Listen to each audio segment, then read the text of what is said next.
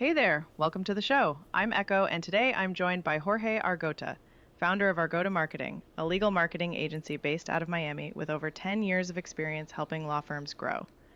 Jorge specializes in SEO, Google Ads, and AI search optimization for attorneys, and he's the guy firms call when they want marketing spend to turn into actual signed cases.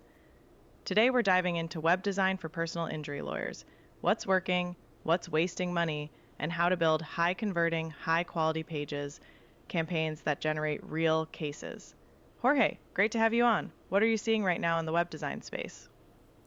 So currently I'm seeing a big shift in AI and web development and design, especially for attorneys, since, as you know, it's the highest, one of the most competitive industries in the United States.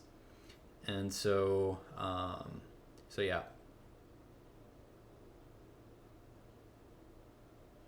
Absolutely. AI is really shaking things up, isn't it?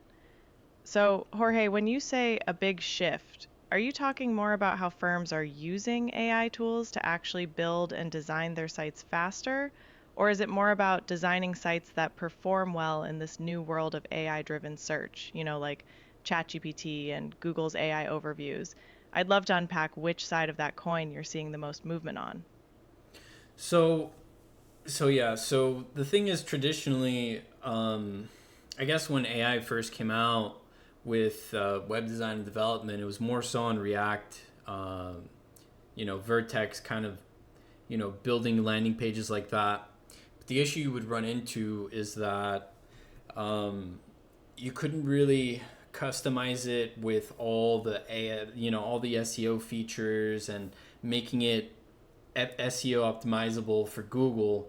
It just made things a lot more difficult. Not that you can't or you couldn't.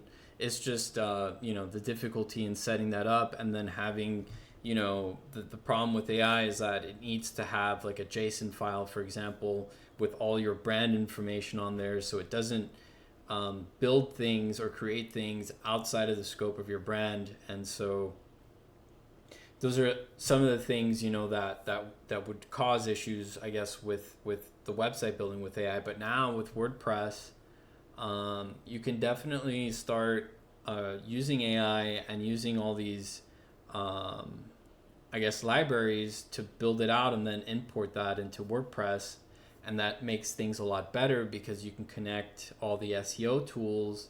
And obviously Google likes to have a website that's properly categorized, that properly, that has the good UI UX, but is also SEO compatible with all the schemas and the meta tags. And so that inadvertently helps with ranking, in the Google AI overviews, and as well as in ChatGPT, which is part of the Bing search, right?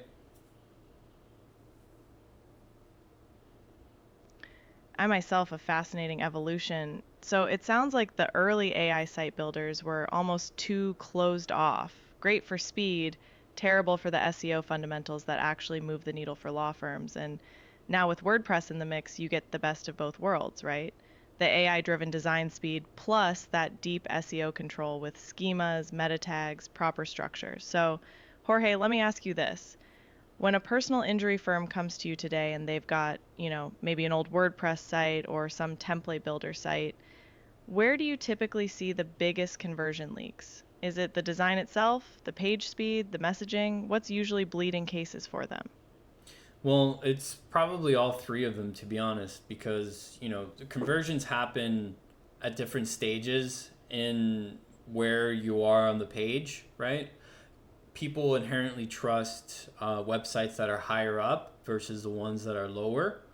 And so, if that's the case, you really need to build, if you are lower, you really need to build a very trustworthy website versus, if you're up at the top. Obviously, you want to do it as well, but it's not as important for the ones at the top than they are for the ones at the bottom.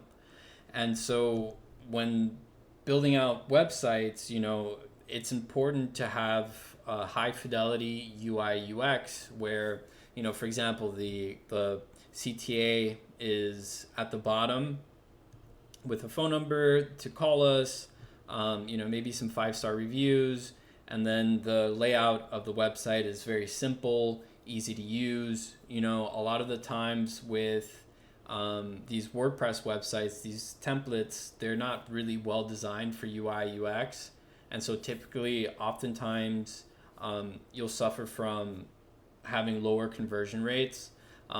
Those tend to be, I would, from my experience, 1 to 2%.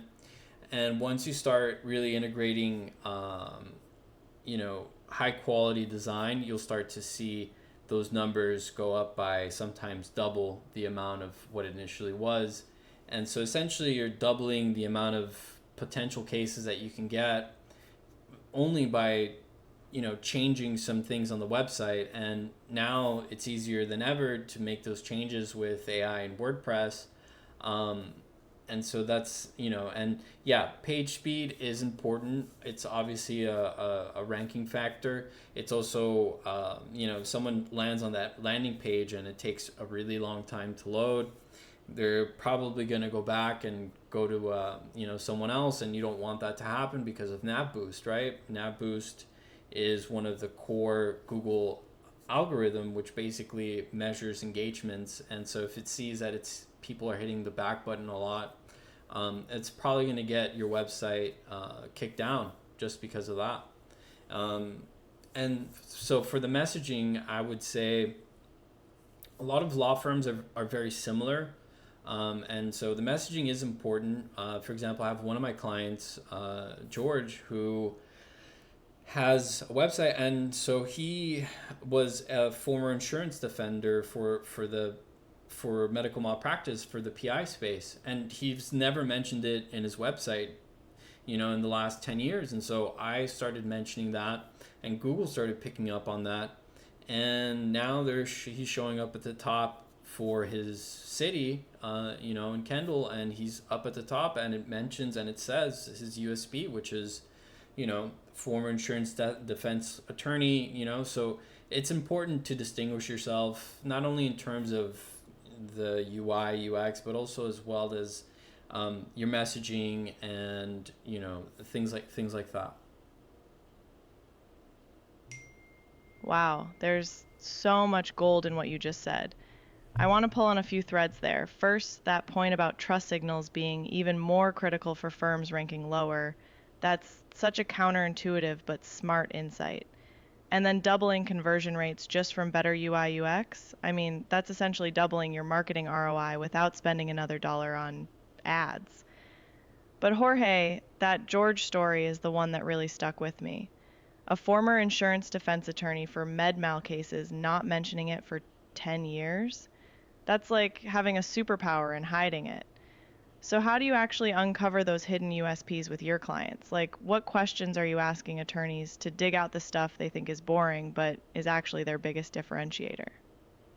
So when I speak to attorneys, I tend to ask for all their experience, right? And it's important for me, especially when integrating that in a website, is having these experiences, because that is essentially the only differentiator you have in between other law firms, right? They're all selling the same service, but the difference is what do they do differently? What are their experiences? Not every attorney is the same. Some attorneys were defense attorneys. Other attorneys were, it could be judges. Judges. I've had a client like that who was a judge and became a lawyer and did his own firm. And, so there's different ways to angle yourself that doesn't inherently overlap with what other attorneys are doing.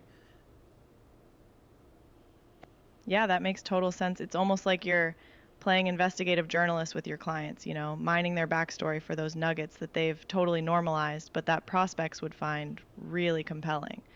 A former judge running a PI firm, I mean, that's a story that practically markets itself. So, Jorge, let's bring this home for the listeners.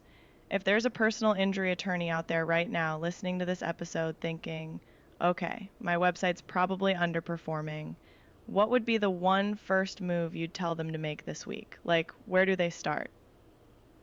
So I would first go to Google Pages. It's called Page Insights, Google Page Insights, sorry.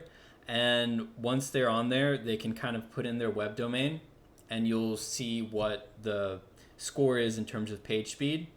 I would also maybe you even use AI to kind of scrape or go through different websites and to see which design works better for people based on what the AI thinks, and then kind of draw conclusions from there as well, like what certain parts are working, what other parts aren't working, and then kind of Frankenstein mix and match things so you have kind of like an idea of what you want it to look like. I love that. Google Page Insights for the technical baseline, and then using AI as basically your design research assistant to reverse engineer what's working across the competitive landscape. That Frankenstein approach is such a practical way to think about it. You're not copying anyone, you're synthesizing the best elements into something uniquely yours.